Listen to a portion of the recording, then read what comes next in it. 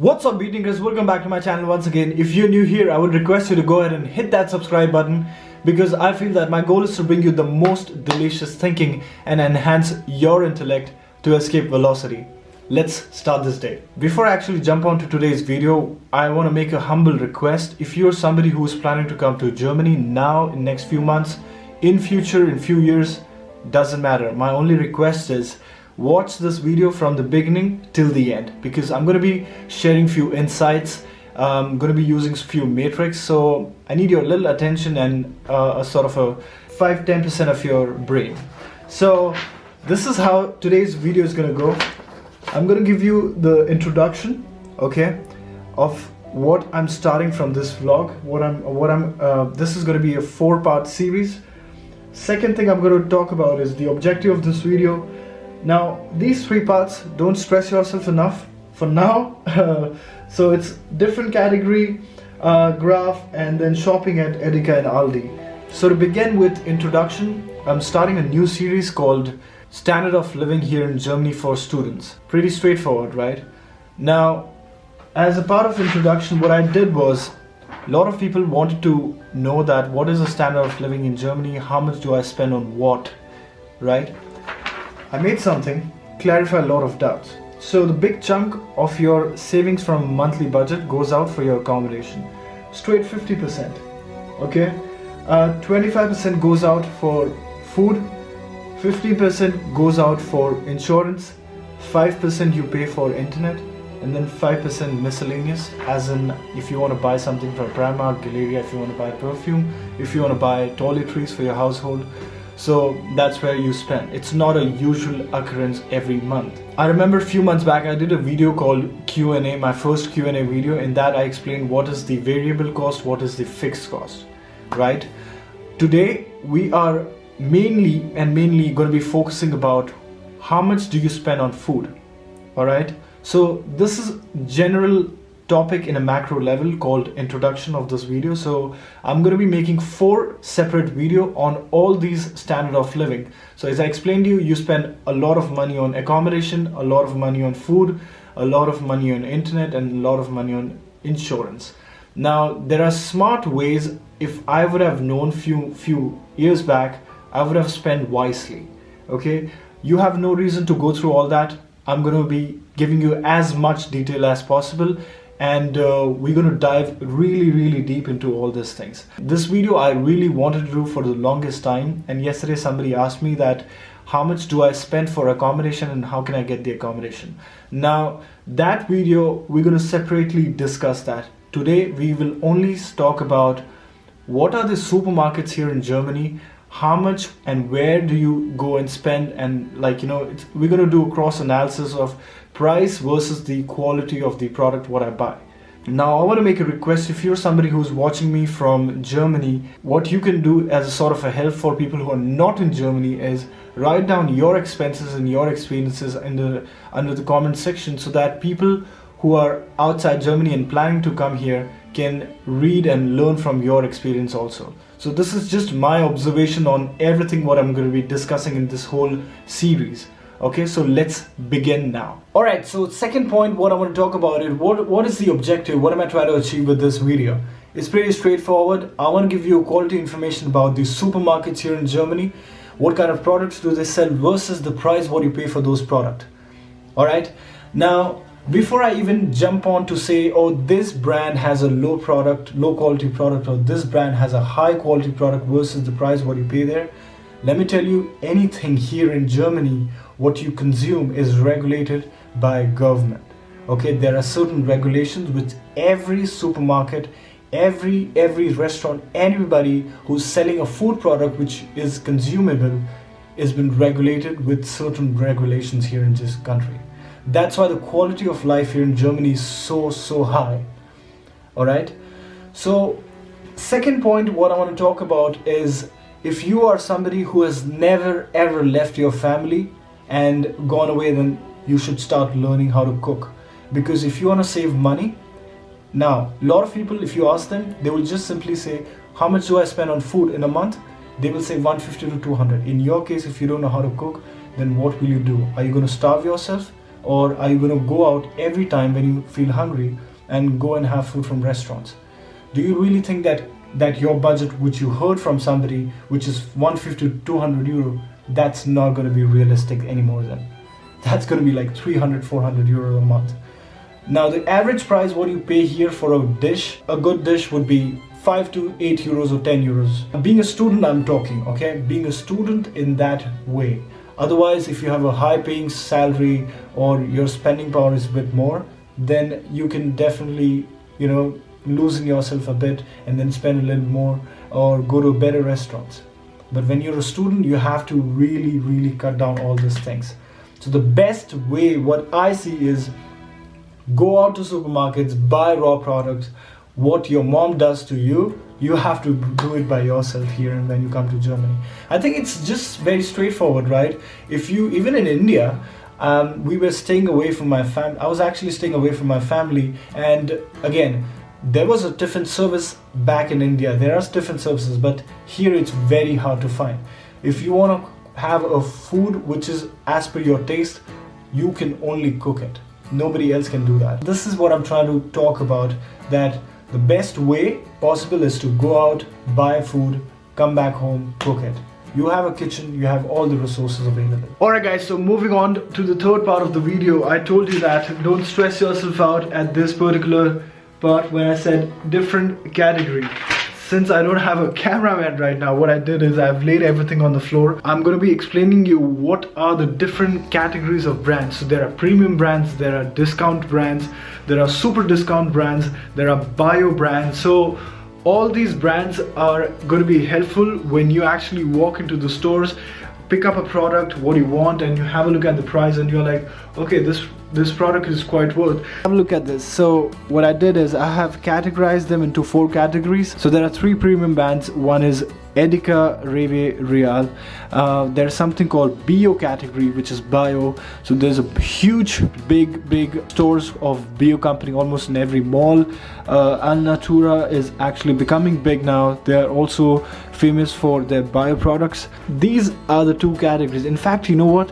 It doesn't take much for you to, when you go to these premium brands, they're not that high. When I say they are premium brands, means when you buy a lot of food, that's going to be expensive if you buy from all these places. But if you buy a lot of food from all these brands like discounters and super discounters, it's not going to cost you much. Actually, you can do all your monthly grocery from either of these 2 supermarkets. Now, it's all my perspective. If you are used to certain kind of lifestyle, again, health is something which is, which you should take care of, and I totally get that. But when I say that they are super discounters, that doesn't mean they sell garbage. Absolutely not. It's just that if you're on a budget, then that's the best place for you to go. But if you have a little money, if your spending power is much higher, then definitely you should go and buy products from Edeka. Lidl, Kaufland, Netto, and then this is also Netto actually. They both are almost same company. They used to be 2 brothers who got separated from their business. Lidl and Kaufland, actually they both come from same company. The mother company is same. Super discounters, this is a resort for a lot of students, by the way. Aldi and Penny. So back in the days, actually Aldi used to be one company. They got separated. There were 2 brothers who got separated in the business, and now the more south you go of Germany, you will find more of Aldi Süd, which is Aldi South, and the more north of Germany you go, you will find more of Aldi Nord. Now Aldi Nord, you don't find it anywhere written. It's just Aldi. But the more south of Germany you go, you will find clearly written Aldi Süd everywhere, which is like Aldi South. So these were the categorization of brands.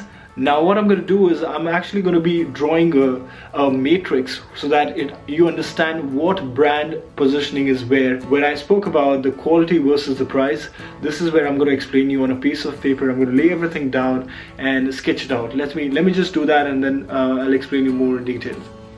So I'm doing the 4th part of the video now.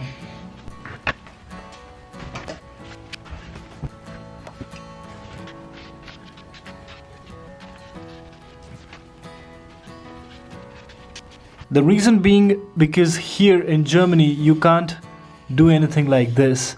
Wait, it just messed up. Alright, So you can't actually sell a product at a high price and then get a low quality product, because it's closely been monitored. As I told you guys, anything which is at a low quality with a low price then will go in this, high quality low price will go in this. So far I have only introduced you guys with the categorization of the product, but you don't know which bracket goes what, so I'm going to do that now. So the first bracket which we're going to take care of is high quality product with high price. So everything is messed up here right now. So Etika will go here. Etika is high quality product with they sell with high quality price. The other brand what I feel is Revel is the other brand which sells high quality with high price. Third brand I would say is Real. So these are the three brands in my view charges you a bit comparatively more than the others. So let's talk a bit more about a supermarket which sells high quality product with compared to very less price. So in my view, high quality product with low quality price, these are the brands actually. Oh, this Lidl. Just a quick revision. So we have covered high price with high quality product, which is right here, three brands. Second bracket is about high quality product with low price for that product. These are the four brands in my view. Third category is low quality product with low quality price. These are the two brands what I feel are low quality products with low quality price. Now a lot of people who have stayed here in Germany can debate that I guess Lidl and Aldi should be in one category, because a lot of people say they are also discounters, but these are the super discounters I feel. Now these are the brands which are traditional supermarkets.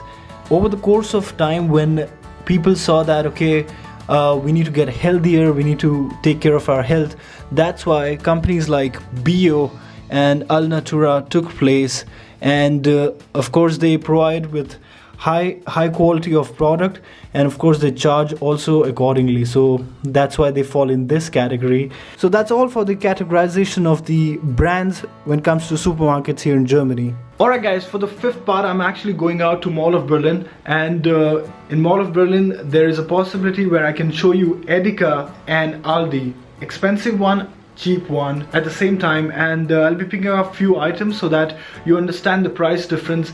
We're going to come back here, I'm going to lay down everything on a sheet and write down a few things so that you understand it logistically, it installs in your head. That's what. Let's go out. Alright guys, so I'm outside right now at Friedrichstraße S-Bahn. I'm going to Potsdamer Platz, where we all were yesterday. By the way, this is what Edeka is. This Edeka is at Friedrichstraße station, but I don't want to go here. You can already see that it's so crowded, and probably I may find some good amount of space when I go to Mall of Berlin. This is the camera. Put us in the picture. Yeah! This is for my vlog. So I have an empty bottle with me right now. I'm going to tell you why am I carrying this empty bottle, because I want to show you there's something called Fund. So if you see this bottle, there's something called Fund, what I just told you. You see the sign here? This is what I was talking about. So what usually people do is, especially on weekends, when they drink something or any bottle which has this sign what I just showed you, they leave it on the street for people who are homeless, so that when they go and return this in the machine which I'm going to show you, every supermarket has it on the entrance. So once you return this bottle, they actually give you 25 cents and you can go and buy food for that. So yeah. So this is the machine I was talking about. You put in, it goes inside, and then I say done. I'm gonna get my receipt right here. You see how I got it? So this is for 25 cents, as I told you guys. There is a card system, but I think this is more convenient for me. What I'm gonna do is now I'm gonna pick up 5 to 6 items which are basic, like rice, milk, salt, oil, one piece of vegetable, one piece of fruit, and then we'll compare with Aldi. And of course the comparison is going to be more based on price versus the quality of product. The reason Edeka is so big is because they have a separate section of cheese where the employees actually cut cheese. Other than that, they also have more of a a meat section where they cut meat also. That's not a case with other supermarkets, which is like 78. This is the meat section I was talking about. So they have a separate counters for this here. So the billing, you have to do it here, not at the main counter. Oh my god, actually I thought to buy rice from here and then buy rice from Aldi and then compare the prices. Himalaya basmati rice 1 kg 4.9 and almost 5 euros. I'm not buying that, seriously. That's so expensive. But what I want you guys to do is remember this price when I go to Aldi, so that it's easy for us to compare. I want to pick up 1 apple. So the regular price of mushroom is like 1.79 here, and the bio ones is 1.99. Let's go with this. So I just bought my stuff from the counter right here. This bag actually had to pay 15 cents for that. I have all my stuff inside. This is what Aldi is. It doesn't say Aldi Nord, but if you go to Munich side, it'll say Aldi Süd, which is like Aldi South. This is a typical setup of Aldi.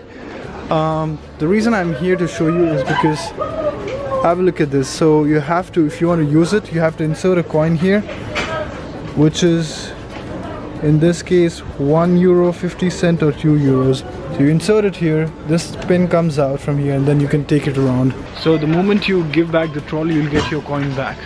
But yeah, I just wonder sometimes, is that the worth of that trolley? Like that metal trolley is worth 50 cents? But anyway, you can't even take outside of this mall though. This is what I want to show you.